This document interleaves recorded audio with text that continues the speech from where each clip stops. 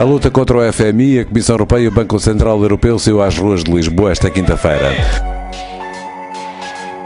10.000 pessoas desfilaram em Lisboa, 80.000 no Porto. A Grécia vive a segunda jornada de greve geral. Atenas voltou a transformar-se num campo de batalha ao segundo dia de uma greve geral de 48 horas. A polícia não hesitou em carregar sobre os manifestantes. Mais de 120 pessoas ficaram feridas. Os protestos em Madrid prometem continuar.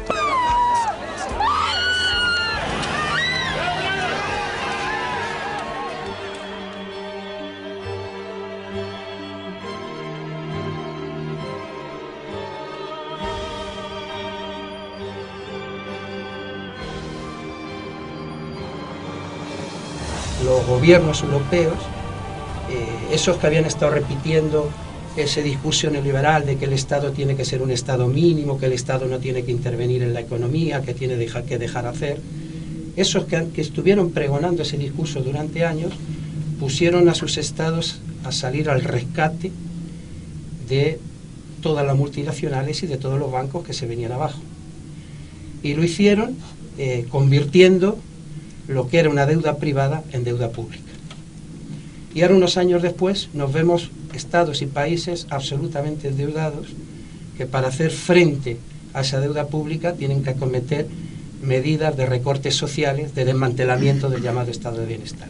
El llamado estado de bienestar que ha sido el sustento material durante todas estas décadas de la estabilidad europea, de los gobiernos de la socialdemocracia y los gobiernos liberales. Eso es lo que se viene abajo. Por ejemplo, en el caso español, el 21% oficialmente de la población laboral vive en el desempleo, más de 5 millones de trabajadores. Le cifre ufficiali parlano di 2 milioni di disoccupati, ma in realtà le cifre reali sono molto maggiori. Si calcola ad esempio che nell'età lavorativa, quindi fra i 18 e i 64 anni, il 34% della popolazione in età lavorativa è o disoccupata o inoccupata, cioè tenuta fuori dal mondo del lavoro. Queste sono cifre gigantesche. De que miles de personas, centenares de miles para ser exacto, se estén echando a la calle, estén saliendo a manifestarse, estén haciendo huelgas, porque es la resistencia que hay frente a este plan, que en realidad el plan habría que llamarle una guerra social contra la clase obrera y los pueblos, que ese es el plan que están aplicando los gobiernos. Atenas está permanentemente sitiada pela polícia, mesmo nos dias calmos, em que não há manifestação ou não há greve geral, a polícia está em todos os cantos, porque a qualquer momento pode sair milhares de pessoas a fazer protestos, não é? Oggi la crisi è diventata molto più violenta perché da una parte i soldi, per dirla brutalmente, del governo per pagare questi meccanismi di assicurazione verso i lavoratori sono finiti. I soldi sono necessari per pagare, come dicevano i compagni prima, i debiti delle banche e quindi vanno in quella direzione là. Non ci sono più soldi per garantire un controllo dei lavoratori. E d'altro canto l'attacco ai lavoratori si fa in qualche modo sempre più violento e quindi questo ha generato con ritardo il fatto che ci sia stata una risposta dei lavoratori in Italia.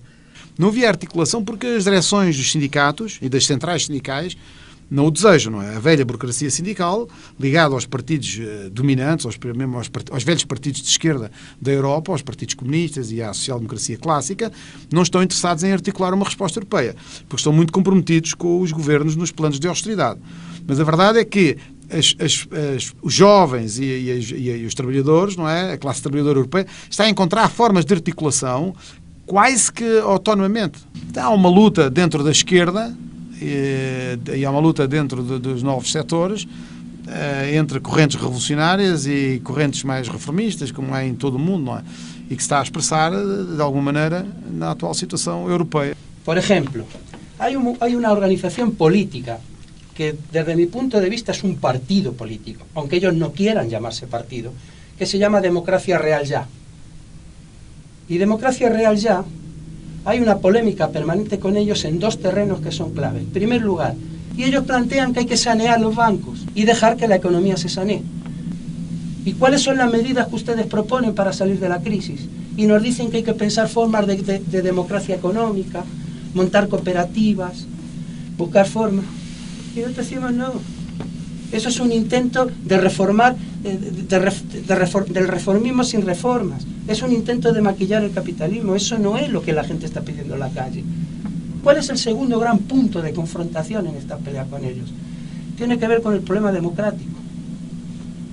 Aquí quieren levantar como bandera de la democracia el que no existan organizaciones, el que no se puedan expresar las organizaciones, ni los partidos. Y entonces la discusión, ¿cuál es? Ustedes, frente a un sentimiento legítimo, que es el sentimiento contra la burocracia, lo que proponen como alternativa es la desorganización. La desorganización nunca fue alternativa a la burocracia. Al revés, fue caldo de cultivo de más burocracia. La alternativa a la burocracia es la democracia obrera, que es otra categoría. Es que las asambleas son las que votan y deciden. Entonces, por ejemplo, no aceptan que se voten las asambleas. Dicen que hay que hacer consenso. E não aceptam que se... Isso é uma guerra. A resposta do Partido Revolucionário tem que responder, digamos, aos planos de austeridade. Como mobilizar as populações contra os planos de austeridade e levantar consignas, palavras de ordem, que apontem contra os planos de austeridade, contra a destruição do ensino público, contra a destruição da saúde pública, contra o encerramento de maternidades, contra o encerramento de hospitais. Tudo isso está a acontecer neste momento na Europa, contra o aumento de impostos. Nós temos que ser os principais aliados, os nossos partidos têm que se transformar, digamos, nas alavancas sociais dos movimentos que existem para lutar contra os planos de austeridade. Não é fácil, não só porque somos ainda organizações pequenas, de pequena dimensão, mas que já estão a jogar um papel objetivo, na realidade, muito importante. Nós somos os que temos que dizer que há que enfrentar esta guerra, esta catástrofe que nos amenaza y empezarla a combatir desde los intereses de los trabajadores y el pueblo. Entonces hay salida a la crisis. Y esa salida empieza por decir que la crisis la paguen los capitalistas, que nosotros no pagamos su crisis, que nosotros no pagamos su deuda, que nosotros tenemos medidas, sí, contra el paro y contra la crisis. Los trabajadores sabemos tener medidas con eso.